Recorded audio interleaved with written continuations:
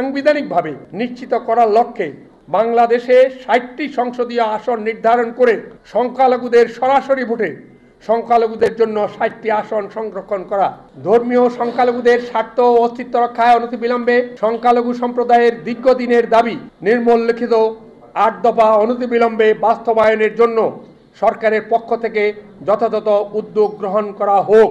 রাষ্ট্রীয় সংস্কারের ক্ষেত্রে যে সব জায়গায় উক্ত ৮ দফা বাস্তবের জন্য উদ্যোগ নেওয়া প্রয়োজন রয়েছে, সংস্কার কমিশন ও সরকার সে ব্যাপারে ভূমিকা রাখবেন বলে আমরা আশা রাখি। ৮ দফা: ১. সংখ্যালঘু সুরক্ষা আইন প্রণয়ন। ২. জাতীয় সংখ্যালঘু কমিশন ও সংখ্যালঘু মন্ত্রণালয় গঠন করা। ৩. অর্পিত সম্পত্তি প্রত্যাপন আইনে যথাযথ প্রয়োগে যাবতীয় আমলাতান্ত্রিক বাধা অপসারণ করে ট্রাইব্যুনালের রায়ের আলোকে জমির মালিকানা ও দখল ভুক্তভোগীদের বরাবরে অনতিবিলম্বে প্রত্যাপন করা।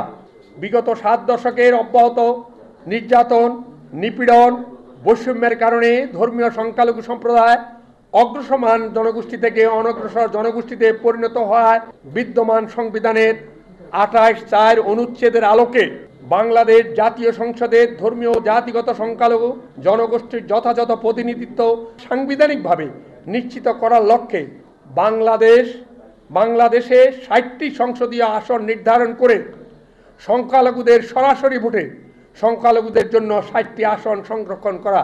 ৫. দেবোত্তর সম্পত্তি সংরক্ষণের আইন প্রণয়ন করা। ৬.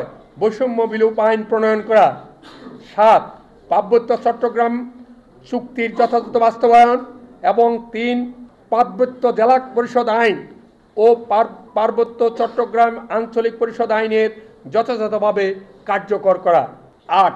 সকল সংখ্যালঘু সম্প্রদায়ের ধর্ম পালনে অধিকতর উৎসাহিত করার লক্ষ্যে বিদ্যমান সরকারি ছুটি সময়ের অতিরিক্ত হিন্দু সম্প্রদায়ের শারদীয় দুর্গাপূজায় অষ্টমী থেকে দশমী ৩ দিন, বৌদ্ধ সম্প্রদায়ের পবারণা পূর্ণিমায় ১ দিন ও খ্রিস্টান সম্প্রদায়ের ইস্টারন সানডেতে ১ দিন ছুটি ঘোষণা করা।